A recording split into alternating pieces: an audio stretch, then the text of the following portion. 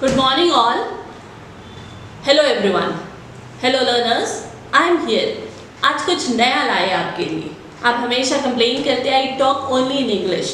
So today I have decided, हमने ये decide किया है कि आपकी कंप्लेन को पूरा करते हुए या जो भी आप कंप्लेन करते हो कि हम ओनली इंग्लिश में बोलते हैं, तो आज हम केवल हिंदी में बोलने वाले आपके लिए, सिर्फ हिंदी में लेक्चर लेने वाले. आज हम आपको एक कहानी सुनाने वाले हैं. कहानी का टॉपिक या टाइटल है stop comparing yourself. Stop comparing yourself. दोस्तों, आज हम एक कहानी सुनने वाले हैं. यह कहानी एक इंजीनियरिंग स्टूडेंट की है जो अपनी डिग्री तो उसके पास पूरी हो चुकी थी. उसकी वो इंजीनियरिंग स्टूडेंट की डिग्री पूरी हो चुकी थी, पर नेक्स्ट प्रोसेस में जुटा हुआ था. नेक्स्ट प्रोसेस यानी वो जॉब को ढूंढ रहा था, और वो जॉब उस वक्त ढूंढ रहा था जब मार्केट में रिसेशन हिट किया गया. हर स्टूडेंट की तरह इस स्टूडेंट की बड़ी उम्मीद थी, बड़ी आशाएं थी अपने फ्यूचर को लेके. वो भी अपने फ्यूचर में कुछ करना चाहता था. पर ये जो कहानी का किरदार है हमारा, या प्रोटैगनिस्ट है, या कह सकते हैं जो कहानी का कैरेक्टर है, वो एक चीज का शिकार था. वो एक प्रॉब्लम से गुजर रहा था. उसकी ये प्रॉब्लम थी, वो जीवन में या अपनी जिंदगी को, अपनी हर जिंदगी में जो प्रॉब्लम से जूझ रहा था कि वो अपनी अचीवमेंट्स को, वो जो भी अचीवमेंट कर रहा था या करना चाहता था, वो अचीवमेंट्स को दूसरों के साथ तुलना करता था या कंपेयर करता था. मान लीजिए उसका सेल्फ वर्थ इस चीज पर निर्भर होता था कि डिपेंडेंट थी, या सेल्फ वर्थ इस चीज पर डिपेंडेंट थी कि उसके मुकाबले में उसके दोस्त कहाँ तक पहुंचे हैं. ये सबसे एक उसमें दुर्गुण था. वो हर वक्त कंपेयर करता रहता था, और यही कारण था कि वो परेशान रहता था. उसके कई दोस्त जिन्होंने उसके साथ इंजीनियरिंग की डिग्री ली थी, वो उनमें से कुछ दोस्त ऑस्ट्रेलिया चले गए थे, कुछ कनाडा चले गए थे, कुछ अपने पापा के बिजनेस में अटैच हो चुके थे. ये जो हमारा कैरेक्टर है, उसे भी जॉब मिल चुकी थी, कॉर्पोरेट कंपनी में जॉब मिल चुकी थी, पर वो अपने जॉब को लेके खुश नहीं था. उसकी जो आशाएं थी अपने जॉब के बारे में, या वो जिस तरह की जॉब चाहता था, वो जॉब उसे वैसे नहीं मिल पाती है. इसीलिए वो मन में हमेशा परेशान रहता है. उसके मन में बहुत सवाल आते हैं कि मेरे दोस्त तो बहुत ऊंचे उठ चुके हैं, पर मैं कहाँ. और यही परेशानी उसे के कारण वो परेशान रहता था. उसको ये लगता था कि उसके माता पिता ने लोन लेके उसे पढ़ाया है.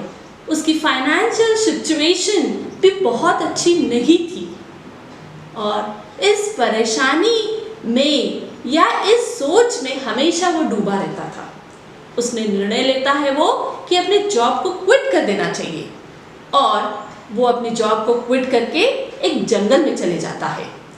अब जंगल में तो चले गया, वहाँ बैठे बैठे बहुत सारे ख्याल, बहुत सारी बातें उसके मन में आती है कि मैंने क्या करना चाहिए, जीवन में अब क्या करना चाहिए. उसी वक्त जब ये अपने आप से खुद से बातें करता रहता है, तो उसे महसूस होता है कि शायद वो किसी और से भी बात कर रहा है. उसे ऐसा लगने लगता है कि भगवान उससे कहीं ना कहीं जुड़ रहे हैं. वो भगवान से शिकायत करने लगता है कि आपने मुझे कुछ भी नहीं दिया. आप दे सकते थे, पर आपने मुझे कुछ नहीं दिया. जिन चीज़ों को मैं पाना चाहता था, वो चीज़ों को मैं आज पा नहीं सका. जीवन में मैं आगे बढ़ना चाहता था, पर ये आगे बढ़ने का मोड़ मेरे जीवन में आया ही नहीं. वो बहुत परेशान होता है और कहता है कि मेरे पास एक ही रास्ता बच चुका है, और वो है सुसाइड करने का. मान लीजिए भगवान से बातचीत कर रहा है, और ये सब कुछ अपने मन की फीलिंग्स किससे शेयर कर रहा है? भगवान से बात कर रहा है, भगवान को बता रहा है. वो निराश निराश हो जाता है वो निराश इसलिए नहीं होता है कि वो निराश दो चीज़ों के लिए होता है। पहले कि उसे जॉब नहीं मिली, ये एक उसका निराशा का कारण है, और दूसरा उसका एक निराशा का कारण है कि उसके दोस्त उससे आगे बढ़ चुके हैं। ये दो परेशानियां जो उसके मन में हमेशा ही रहती है, वो उन चीज़ों से परेशान होता है। वो अपने आप को बिल्कुल हारा या डिफीटेड महसूस करता है। उसी सिचुएशन में जब ये बातचीत करता है, ये जब वो जकड़ा हुआ इन सवालों का उत्तर ढूंढते हुए, तब उसे एक आवाज़ सुनाई देती है। वो इर्द गिर्द देखने लगता है कि आवाज़ किसकी है, और उसे महसूस होता है कि साक्षात भगवान उसके सामने आए हैं, उसे मोटिवेट करने के लिए, उससे बातचीत करने के लिए।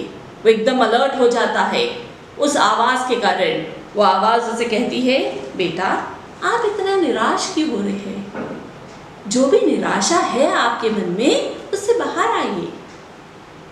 आपके मन में जो भी गूंज रहा है, आपके मन में जो भी चल रहा है, उससे बाहर निकलिए, इस फेज से बाहर आइए। क्योंकि अगर यही फेज में आप डूबे रहोगे तो आप जिंदगी में कुछ नहीं कर पाओगे। भगवान उसे कहते हैं कि आप अपने आसपास देखिए। अगर आप अपने आसपास देखोगे तो आपको सारे परेशानियों का हल मिल जाएगा, और आपके मन में एक उम्मीद की किरण जागेगी। जब वो अपने आसपास देखता है तो उसे झाड़ी नजर आती है। वो बहुत ही हरी भरी थी, बहुत ही हरी भरी थी, घनी थी, खूबसूरत थी। और दूसरी तरफ जब वो देखता है तो उसे एक अंकुर जो मिट्टी में दिखता है, जो छाती छीनकर बाहर आने की कोशिश करता है या करना चाहता है। उन दोनों को देखकर वो भगवान से कहता है कि क्या दिख रहा है? इधर तो झाड़ियाँ दिख रही, इधर तो एक मिट्टी का अंकुर जो दिख रहा है, वो जो मिट्टी से बाहर आने की कोशिश कर रहा है।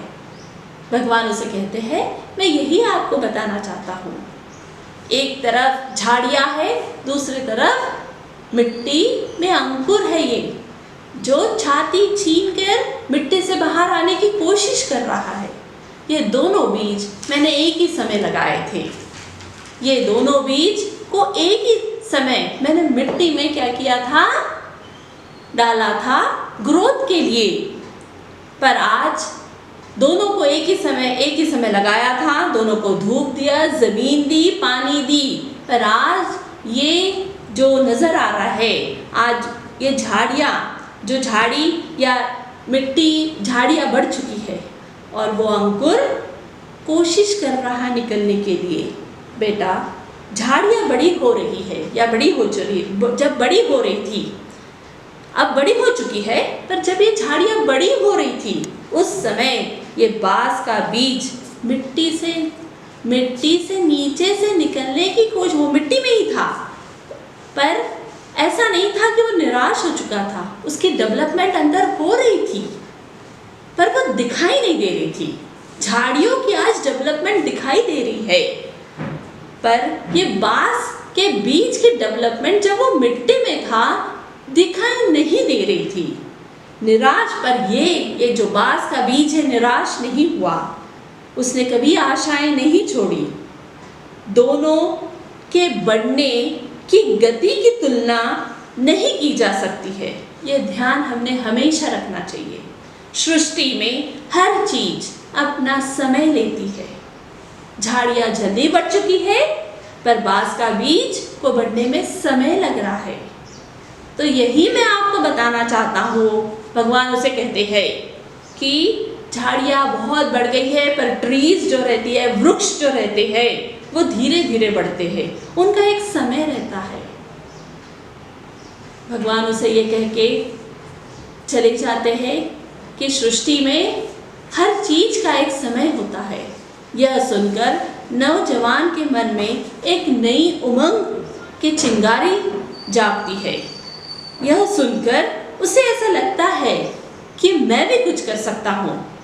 आप ये स्टोरी आपने कई बार सुनी होगी, इंटरनेट पे भी आपने ये स्टोरी को वीडियो के फॉर्म में, ऑडियो के फॉर्म में सुना होगा, मे बी नाम अलग होगी। इंटरनेट पे आपको ये स्टोरी बैम्बू एंड फर्म के नाम से मिल जाएगी। जीवन का जीवन एक दौड़ नहीं है, एक रेस नहीं है। हर चीज अपने समय पर होती है और होनी भी चाहिए। परिस्थिति जो हम निर्माण करते हैं या परिस्थितियाँ जो हमारे लाइफ में आती है, जो हमें परेशान करती है, वो हम खुद क्रिएट करते हैं। हम उन परिस्थितियों में अपने आप को क्या करते हैं, ले जाते हैं। God is not punishing us. We ourselves are punishing us. आपने इंटरनेट पे ये कहानी बैम्बू एंड फर्म के नाम से जानी होगी। आपको मालूम होगा या आपने सुना होगा, चाइनीज वैरायटी के जो बैम्बू है, ये रियलिटी है कि उनके जड़ें बढ़ने में सालों साल लग जाते हैं। फर्न्स जो रहते हैं, वाइल्ड फर्म्स रहते हैं, वो बहुत ही क्विकली ग्रो करते हैं। बैम्बू जो चाइनीज वैरायटी रहती है, उनका रूट सिस्टम बहुत ही कॉम्प्लेक्स रहता है, डीप रहता है। उन्हें डेवलप होने में ईयर्स लग जाते हैं। हमें ऐसा लगता है कि वो मिट्टी के अंदर या नीचे बढ़ते ही नहीं है, पर उनका डेवलपमेंट होता रहता है। और आप जब वो ग्रो अंदर पूरे हो जाते हैं, उनका डेवलपमेंट हो जाता है, तो ओवरनाइट 90 फीट्स भी बढ़ जाते हैं। ये सारा प्रोसेस जो है अंदर होता रहता है मिट्टी के नीचे, इसलिए हमें दिखाई नहीं देता है, पर डेवलपमेंट होता है। फिनोमिनली ये डेवलपमेंट जो दिख नहीं रहता है, पर still the development is there. So my dear friends, I want to tell you कि हमने अपने जड़ों को क्या करना चाहिए, स्ट्रेंथन करना चाहिए। फ्रेंड्स, जड़ें अगर मजबूत हो जाए तो क्या होगा, स्ट्रेंथन अगर हमारे रूट्स हो जाए माय फ्रेंड्स, बिकॉज रूट्स पर ही निर्भर है कि हम जीवन में कितना आगे बढ़ पाएंगे।